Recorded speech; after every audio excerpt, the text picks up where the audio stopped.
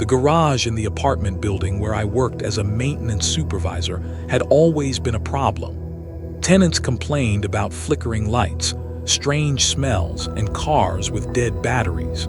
I chalked most of it up to poor ventilation and old wiring. The building was from the 70s, and the garage had never been updated. It was my job to fix what I could and ignore the rest. But in December, the complaints became more specific. 3 tenants, all within the same week, said they'd seen someone in the garage late at night. A man standing by the far wall, facing away from them. When they called out, he didn't respond. When they got closer, he was gone. I didn't believe in ghosts, but I had to investigate. The building owner was already annoyed with the complaints, and if I didn't handle it, he'd hire someone else. So one night, around 11, I went down to the garage with a flashlight and a clipboard. The elevator opened, and the first thing I noticed was the cold. It was colder than it should have been, even for winter. My breath fogged in front of me, and I could feel the chill seeping through my jacket. The fluorescent lights were working, but they buzzed louder than usual, and half of them were flickering. I walked toward the back wall where the tenants said they'd seen the man. There was nothing there, just concrete and shadow. I checked the electrical panel, the ventilation ducts, and the access doors. Everything was fine. I was about to leave when I heard something behind me, a scraping sound like metal dragging across concrete. I turned and my flashlight beam swept across the rows of parked cars. Nothing moved. I called out, asking if anyone was there. The scraping stopped. Then I heard footsteps, slow and deliberate, coming from the far corner. I walked toward the sound, my flashlight cutting through the dark. The footsteps stopped when I got close. I reached the corner and found a door I'd never noticed before. It was small, painted the same gray as the wall, easy to miss.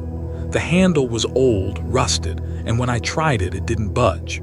I made a note to check the building plans, but when I got back to the office, I couldn't find any record of that door. I asked the owner about it, and he said he didn't know what I was talking about. He'd owned the building for 15 years, and there was no door in that corner. I went back down with a crowbar the next night. I pried the door open, and behind it was a narrow staircase, descending into complete darkness. The air that came up smelled like earth and rust. I aimed my flashlight down the stairs. They went farther than they should have, farther than the building's foundation should have allowed. I didn't go down. I sealed the door and told the owner it was an old maintenance access, nothing to worry about. The complaints stopped after that, but I started having dreams about the staircase. In the dreams, I'd walk down the steps, and at the bottom, I'd find a room with concrete walls and a single chair in the center. Someone would be sitting in the chair, facing away from me, and I'd try to call out, but no sound would come. I'd wake up before I could see who it was. One night, I went back to the garage. I don't know why, I just felt like I had to. The door was still sealed, but when I pressed my ear against it, I could hear something. Breathing, slow and steady, like someone waiting on the other side. I transferred to another building the next month. I told the owner I needed a change, and he didn't ask questions. I don't know if anyone's opened that door since I left. I don't know what's at the bottom of those stairs, but I think about it sometimes, late at night when I can't sleep. I think about the man the tenants saw, standing by the wall, facing away. I think about the breathing I heard behind the door, and I wonder if he's still there, waiting in the dark, for someone to finally walk down and find him. I hope whoever opens that door knows what they're looking for, because I don't think they'll like what they find.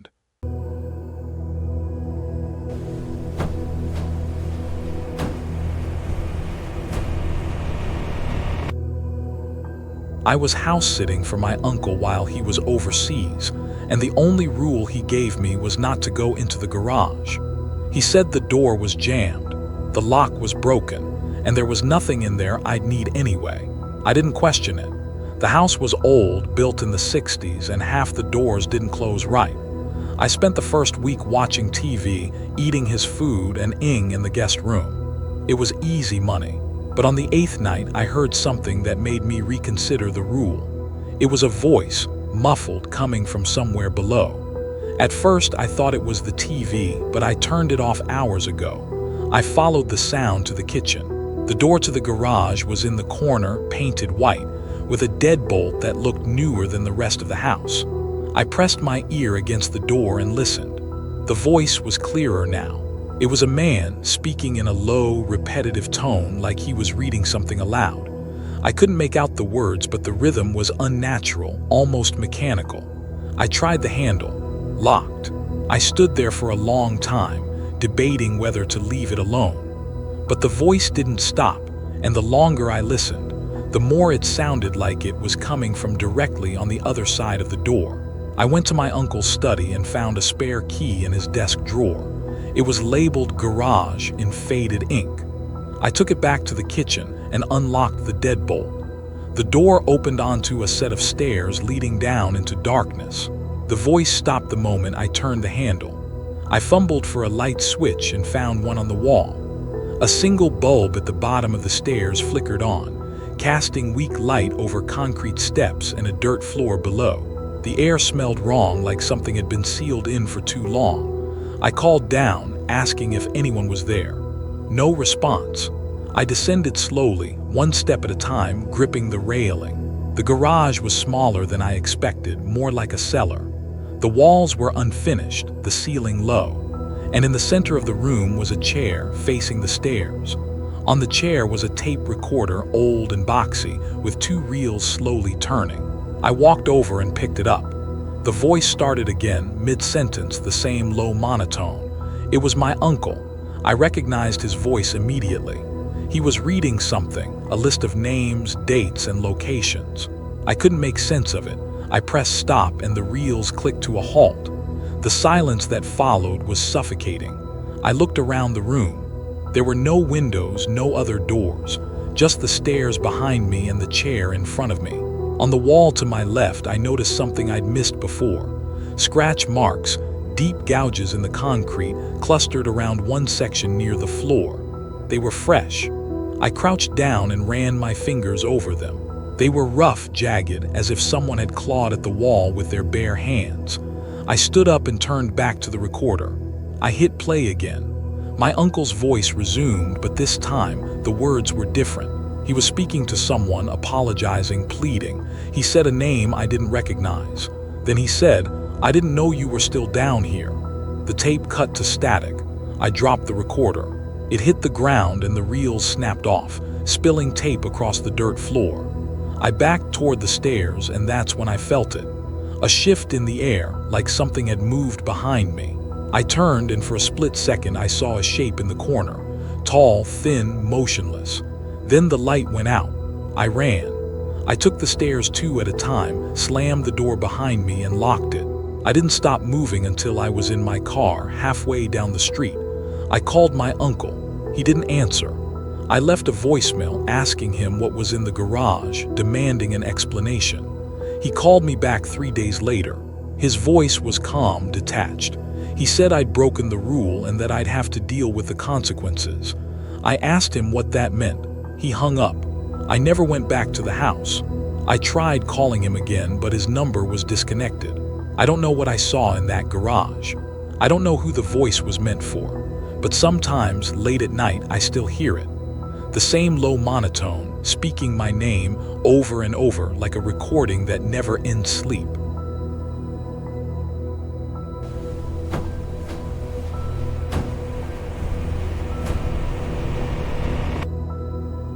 I bought the house in October, and the garage came with a padlock I didn't have the key for. The realtor said the previous owner had passed away suddenly, and his daughter handled the sale remotely. She never mentioned what was inside. I told myself I'd cut it off eventually, but winter came early that year, and I got busy. The garage sat at the end of a gravel driveway, separated from the house by about 30 yards of dead grass. It was old, wooden, painted a gray that had faded to something like ash. I parked in the driveway and didn't think much about it, until I started hearing the knocking. It began the first week of November. 3 slow knocks, always around 2 in the morning. I'd wake up, heart pounding, and listen. The knocks were faint but deliberate. I convinced myself it was the wind or the house settling or a branch hitting the siding. But my bedroom faced the backyard, and the garage was on the opposite side of the property. The sound shouldn't have reached me that clearly. On the fourth night, I got out of bed and walked to the window. The garage was dark and the driveway was empty. I stood there for 10 minutes watching. Nothing moved. The knocking didn't come again that night. I went back to bed and told myself I was imagining things. 2 weeks later, I woke to the knocking again. This time I grabbed my phone and went outside.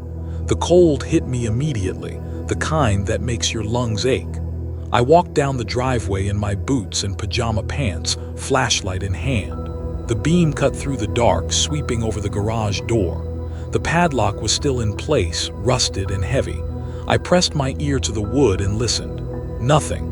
I knocked back 3 times, mimicking the pattern. The silence that followed felt wrong, like the air had thickened. I waited. No response. I went back inside, locked the door, and didn't sleep the rest of the night. The knocking continued every few nights, always at 2 a.m. I started keeping a log. November 18th, 3 knocks. November 22nd, 3 knocks. November 29th, 3 knocks, then a pause, then 3 more. I tried to ignore it, but the pattern was too consistent. I researched the previous owner. His name was Leonard Marsh. He'd lived alone for 16 years. No criminal record, no scandals, no obvious red flags.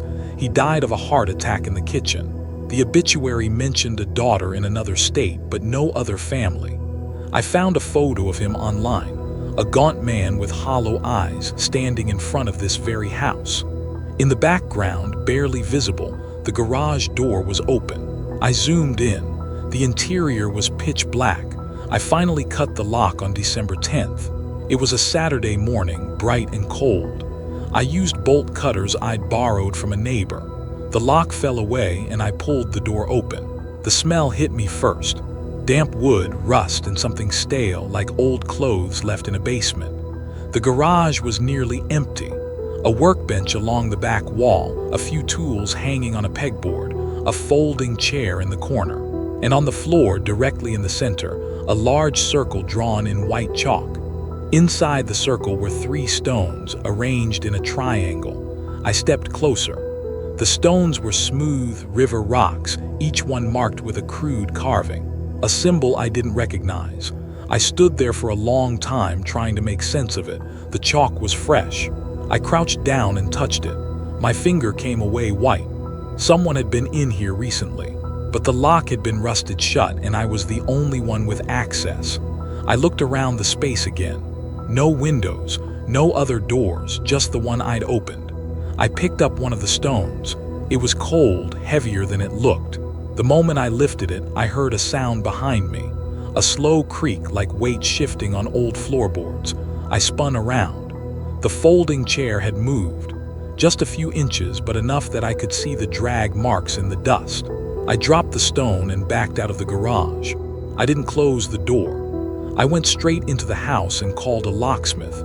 He came that afternoon and installed a new lock, commercial grade, with a key only I had. I didn't go back inside. That night the knocking returned, but this time it wasn't 3 knocks. It was continuous, rhythmic, like someone beating on the door from the inside. I called the police. They came, checked the garage, and found nothing. The circle was gone. The stones were gone. The chair was back in the corner, perfectly still. The officer said it looked like I'd cleaned the place out. I sold the house in January. The new owners haven't called.